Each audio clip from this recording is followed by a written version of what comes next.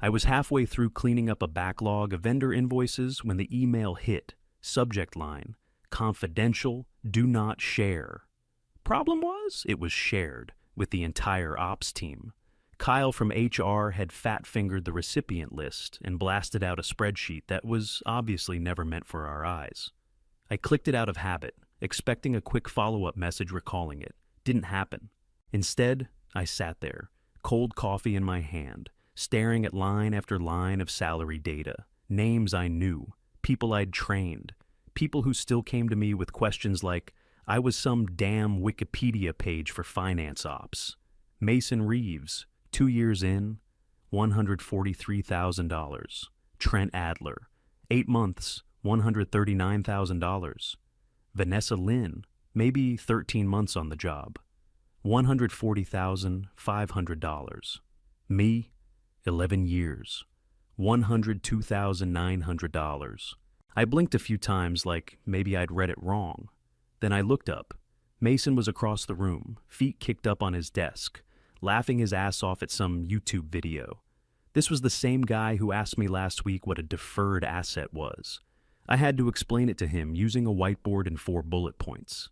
And he was making over $40,000 more than me. Quick note, before listening, share which city or country you're watching from.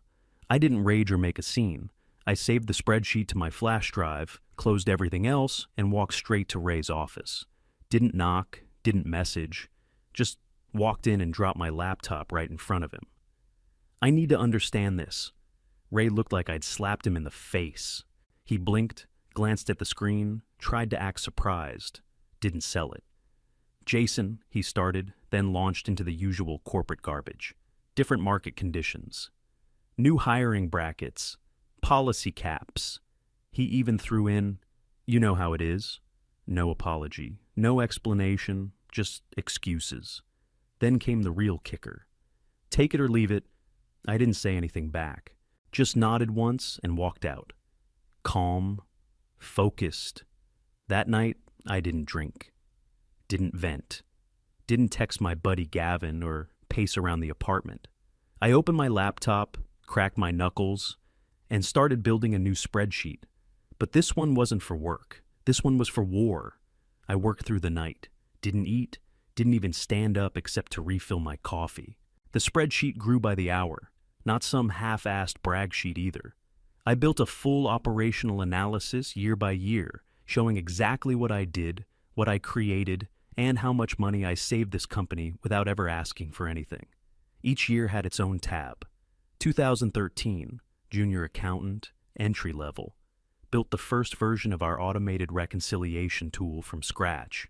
The tool they still use, by the way. 2014, flagged a vendor double invoicing scheme that would have cost us over $600,000 if I hadn't been paying attention. No bonus. Not even a thank you email. 2015 to 2020. System overhauls, process documentation, clean audits, team transitions, turnover nightmares. Every time someone quit, I picked up the slack. I trained the new kid, smiled through it, and kept the lights on. 2021, handled a 6-figure reconciliation project solo during a system migration that upper management swore would need a team of 4. Got it done under budget, ahead of deadline. 2022, stopped an error in our forecasting model that would have caused a supply chain overbuy of over $900,000 in dead inventory. Caught it with a red pen and a spreadsheet. No shortfalls, no write-ups, no missed deadlines. 11 years of clean record, and what did I get? 3% annual raises while kids I trained blew past me in 8 months. By 4 a.m., I had it. The hidden cost of loyalty, a financial and operational impact analysis. 51 pages, every claim backed by documentation. Final page, a clean $312,875 saved just in the last 12 months from workflows I built and managed by myself. My salary gap for that same period, $39,100. I printed the whole thing, got it bound at the 24-hour FedEx downtown. Title page in bold, my name right underneath it. Before 6 a.m., I was back home, in the shower, steam fogging up the mirror. I shaved, dressed in the charcoal suit with the blue pinstripe, same one I wore to my dad's funeral, not because I was sad. I wore it because it reminded me who I am when I stopped making excuses for people. At 7:20 on the dot, I walked into the building like it was any other Tuesday, took the elevator up to the executive floor, ignored the receptionist, and went straight to the CEO's office. Garrett wasn't in yet. Didn't matter. I dropped 3 things on his desk. My resignation letter, signed and dated. A formal job offer from Halston Advisory Group. $150,000, base plus full benefits. And the report. Didn't leave a sticky note. Didn't wait around. I walked back to my desk, sat down, and started going through my emails like nothing had happened. 2 seats down, Mason was arguing with his monitor about some formula not working. Same formula I built. Trent was pacing around on a call trying to sound important. Vanessa had her AirPods in, clicking around in some template I'd written 6 months ago. I didn't say a word to any of them, just kept working. I wasn't there to cause a scene. I was there to prove a point. And by the time anyone realized what was happening, the point was already made. At exactly 10:04 a.m., I got the ping. Jason, Elm Room, now the Elm Room. One of those dumb tree-name conference rooms they thought made the office feel warm. Felt more like a coffin today. I stood up, grabbed my notebook like I was heading into a project sync, and walked in without knocking. Inside, Garrett, sitting at the head of the table. Ray 2 seats down. Kyle from HR had his laptop open but wasn't typing. And Marissa, our COO, arms crossed, face unreadable. In front of them, my report. Opened halfway, pages already dog-eared. Garrett looked up and gestured toward the empty chair across from him. I stayed standing. He cleared his throat. Your analysis is extensive, I nodded once. So is my tenure. That shut him up fast. I could already see Kyle sweating. His fingers started twitching, like he wanted to jump in and fix everything with a few polite buzzwords. I think this might be a case of outdated HR records and some context missing from the... Don't, I cut in. I'm not asking for anything. I've already made my decision. Ray perked up then, probably thinking he could slide in and smooth it over. He leaned forward, fake concern all over his face. Jason, you've always been solid. But you know how raises work. 3% annual is standard. You got your 3% last year. Ray leaned back, lips tightening. Garrett sighed and folded his hands. Let me ask you this. What would it take for you to stay? I didn't hesitate. Salary match at $150,000. Back pay for the last fiscal year. Call it a bonus. And a formal internal pay equity review. Kyle actually gasped, like I'd asked for the building. Marissa didn't say anything, just kept staring at me like she was trying to calculate ROI on the fly. Garrett scratched his jaw. You're asking for a lot. No, I said. I'm asking for what I'm worth, and what I've already earned. Nobody moved. Nobody said a word. Finally, Garrett leaned forward and rested his elbows on the table. We'll need 24 hours. I shook my head. You've got until tomorrow morning. That resignation clock's ticking. I'm not bluffing. Kyle started to say something else, but Garrett waved him off. You'll hear from us soon, Garrett said. I nodded once and walked out without another word. Went back to my desk like nothing happened. Sat down. Opened up the month-end close schedule. Checked off the first 3 items. Logged a bug in the reporting tool. Forwarded a vendor query to AP. They were probably in there scrambling, whispering, wondering how I knew what I knew. Wondering how they'd missed it all these years. But me? I had already moved on. They didn't wait 24 hours. At 1:23 p.m., 3 hours after I walked out of the Elm Room, Ray showed up at my desk looking pale. Conference room maple, he mumbled, like he already regretted whatever was coming. This time, they brought reinforcements. Fred something, company counsel, was already seated when I walked in. Blue suit, shiny watch, big smile that didn't touch his eyes. Garrett and Marissa sat across from him, shoulders tight. Kyle was gone, thank God. Fred stood like we were old friends. Jason, glad you could join us. I didn't shake his hand, just sat down and waited. Garrett cleared his throat. We took your concerns seriously, he said, sliding a folder across the table. This is our revised offer. I opened it. Title: Director of Financial Strategy Base Salary. $155,000 bonus structure, $45,000 performance-based access, executive meetings, strategic initiatives, internal audit committee. It was everything I'd asked for, and more. Almost too much. Then Fred pulled another folder out of his briefcase and set it in front of me like it was nothing. "This is just a standard update to your confidentiality agreement," he said, "given your new position." I flipped it open. There it was in black and white. Clauses specifically about compensation structures and unusual financial activity. No casual language. This was targeted, precise, buried on page 6. "You're making this conditional," I said, not looking up. "Not at all," Fred said smoothly. "Just routine housekeeping." Marissa watched me closely, arms folded. Garrett kept adjusting his cufflink like it was going to save him. I closed the folder. "I'll need time to review this." Fred nodded. "Of course. Just let us know." By morning I stood up, took both folders, and left without saying another word. Soon as I got back to my desk, I sent the text to Gavin. They bit. NDA included, proceeding. His reply came almost instantly. "Perfect. Keep control." They thought they had me locked in. They had no idea. For the last year and a half, I'd been tracking vendor payments that didn't add up. Not mistakes, patterns, fake company names, rounding errors that always leaned one direction, PO boxes with no physical address, transfers signed off by the same two people every time. Most people wouldn't have noticed. Or, if they did, they'd look the other way. But I didn't. I cataloged everything. Times, dates, signatures, approval chains, even internal emails from managers pushing payments through with weak justifications. I never confronted anyone directly, just kept logging it, and now they were handing me an NDA, right after offering the big promotion. Like I wouldn't notice the timing. They didn't know I already had the real leverage. This wasn't just about pay anymore. It hadn't been for a long time. They thought I was trying to climb the ladder. I was actually building the trap. Day 15. Technically past my resignation date. But they asked me to attend one last meeting to wrap things up. They asked for one final sit-down to close the loop. That's what Kyle called it in the email. Like we were buttoning up some happy little HR package with a bow on top. What they didn't realize was that the bow was a noose. And I'd already tied the knot. Conference room cedar this time. Bigger than the Elm Room. More chairs, more glass. Same anxious tension.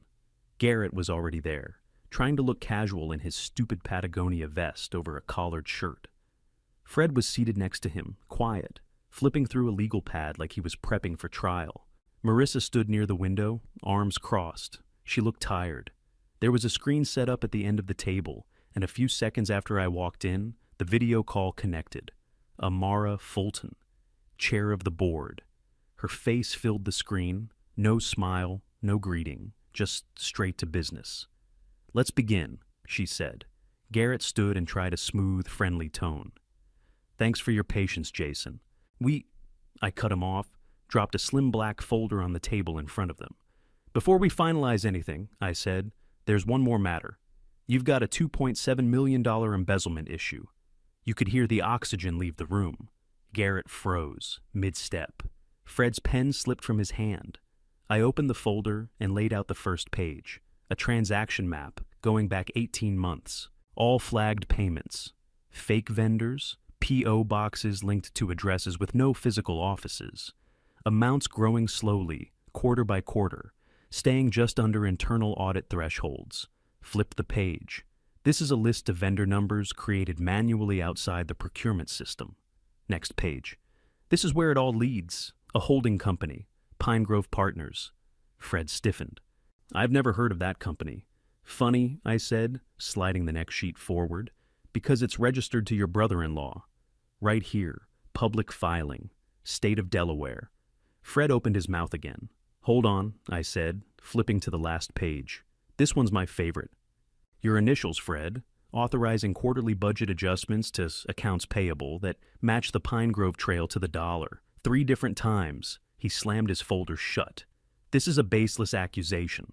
"It's data," I said, "not an accusation." Marissa didn't say anything. She just stared at Fred like she was watching a bridge collapse in slow motion. Amara's voice came through the screen, sharp and low. "We'll be bringing in external auditors immediately. Fred, do not leave the building. Stay where security can find you." Fred stood up anyway. Garrett finally moved, stepping toward him like he could get ahead of it, fix it somehow. "Fred," he said, voice cracking, "don't—" But Fred didn't stop. He just stormed toward the door. 2 security guys were already outside. They stepped in, flanking him fast. "I know my rights," Fred barked. "You people don't know what you're doing." One of the guards gestured calmly. "Let's take this to the legal team." They let him out. Nobody said a word for a full 10 seconds. Then Amara spoke. "Jason, please forward everything you have to the board's audit committee today, including all supporting documentation already queued," I said. "You'll have it within the hour." Garrett looked like he'd been shot in the gut. He sat down slowly, eyes on the empty chair Fred left behind. This wasn't a meeting anymore. It was cleanup. By the time I got back to my desk, the building felt different. Quiet in a way that wasn't normal. Like everyone had heard the explosion, but no one wanted to admit it. Fred was gone by morning, fired, walked out with security and a box of files they probably never even let him keep. 2 mid-level accounting staff, Amanda and Josh, got suspended pending investigation. I didn't know if they were in on it or just too dumb to notice. Didn't really matter. Garrett, total meltdown. Public apology in the Monday exec call, voice shaking while he talked about integrity and restoring trust. It was pathetic. Ray, full name Daniel Raymond Gray, turns out he preferred using his middle name for some reason. Maybe thought it made him sound more important. He was found negligent, not involved, just asleep at the wheel. He kept his job, but they stripped him of his title and moved him into a technical role. No reports, no influence. He now sits in the back room with the same people he used to delegate everything to. They left my badge active, probably on purpose, just in case I change my mind. 2 days before my start date at Halston, I got the call. Garrett's cell number, no assistant. "Jason," he said, trying to sound relaxed. "I know things ended abruptly, but our team's struggling with some of your systems. We'd like to bring you on as a consultant." I didn't even flinch. "There's a 60-day knowledge transfer binder in the shared drive. I left it there the day I gave notice." He went quiet. Then he sighed. "We didn't open that." "Name your price," he said. "Whatever's reasonable. We just need help getting through the transition." I didn't yell, didn't vent, just gave him the truth. My price was 11 years of fair treatment. Then I hung up. No goodbye. Let him sit with it. First day at Halston, I walked through the front doors at 8:02 a.m., sharp. The glass-paneled office at the end of the hall had my name already on the door. Jason H. Keller, Chief Financial Officer. Inside, clean desk, new laptop, fresh notepad. A view of downtown Atlanta that actually made the traffic seem worth it. Gavin met me in the hallway with a coffee and a grin. "Ready to build something better?" "Been ready," I said. We didn't waste time. Within 6 months, we'd poached 3 of the firm's biggest clients, the ones I used to manage from the shadows while someone else took the credit. By the end of the year, we were named best mid-size firm in the region for financial transparency. I didn't just take the title. I built the system, open salary bands, no more guessing games, quarterly performance reviews with real metrics, internal audit channels that worked, standing whistleblower policy with anonymous escalation, no more buried red flags. I made damn sure nobody got passed over or forgotten under my watch. Not on my team, not on my time. Meanwhile, my old company started circling the drain. Garrett was ousted 6 months after the audit. Not fired. Stepped down, according to the press release, but everyone knew. Marissa quit before the acquisition closed. Left behind a 5-line email and a desk full of files no one wanted to open. Ray, or Daniel, whatever, still works there. No power, no title, just answers tickets now. Mostly access requests and expense report rejections. From the corner cube by the printer. Sometimes, when I'm alone in my office after hours, I think about how it could have been different if they'd just treated me right from the start. seen what I was worth before I forced them to look. But then I glance around, at the firm I helped build, at the people thriving because I made sure they weren't invisible. And I know, this is where I was meant to be. Knowing your worth isn't arrogance, it's clarity. And the second you stop begging for recognition, that's when the power flips. If you've ever been passed over, ignored, or used, don't wait for someone to hand you justice. Calculate your value. Present the invoice. Walk out if they don't pay. That's not revenge. That's business.